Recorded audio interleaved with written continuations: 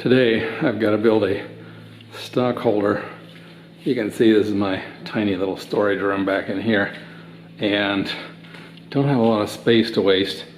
And right now this trash can, according to my measurements, is about 30% less efficient than, say, a square or rectangular holder would be.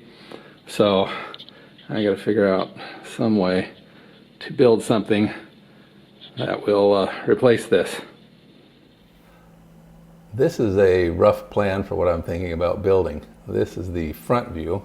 The wall will be at the back, and this longer leg here is the first thing that kind of draws your attention. One of the four legs, this is legs at the back, will be taller. It'll be 150 centimeters high. It'll be about 1.5 yards.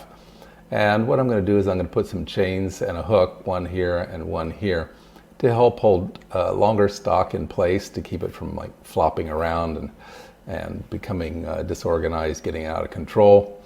Otherwise, the lower part down here is just kind of a square box. The legend over here tells us that the blue is 1 by 2 inch tubular steel. This gold part is a movable partition. I'm going to put longer stock on this side, shorter stock on this side, and depending which I have more of, I'll be able to move the partition back and forth. It is 50 centimeters wide, 65 centimeters high, and 45 centimeters deep. Okay, some notes over here. I have no idea how much weight this is going to safely hold. It's up to you and your design how yours will work. But I'm going to use mine for storing plastic pipe, aluminum, tube, wood, scraps of wood, stuff like that. Of course, these things have to be attached to the wall for safety purposes. They can tip over, cause injury, whatever.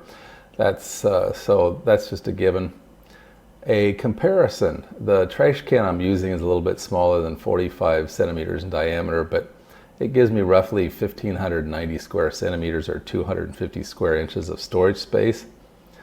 This rack will give us 45 by 50 or 2,250 square centimeters or about 350 square inches. That's about a 30% improvement in efficiency and storage, and in my very tight little storage room, this is going to make a huge difference. Okay, so let's go build it and see how it really turns out. This is the finished thing. I've made some notable changes.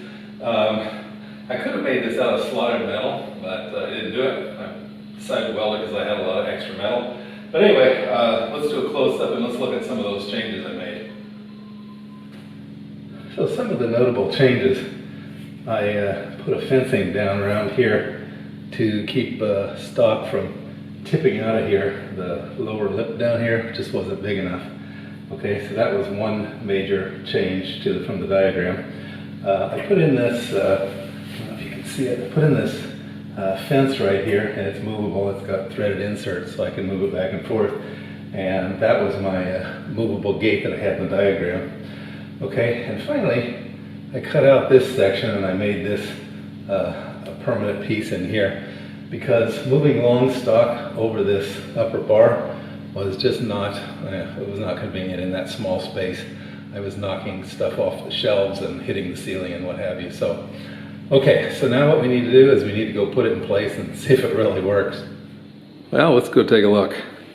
Already it's, you can tell it's back out of the way and a lot more organized. Well, that's it for this video. I hope you found it useful and interesting in your home DIY storage room organization projects.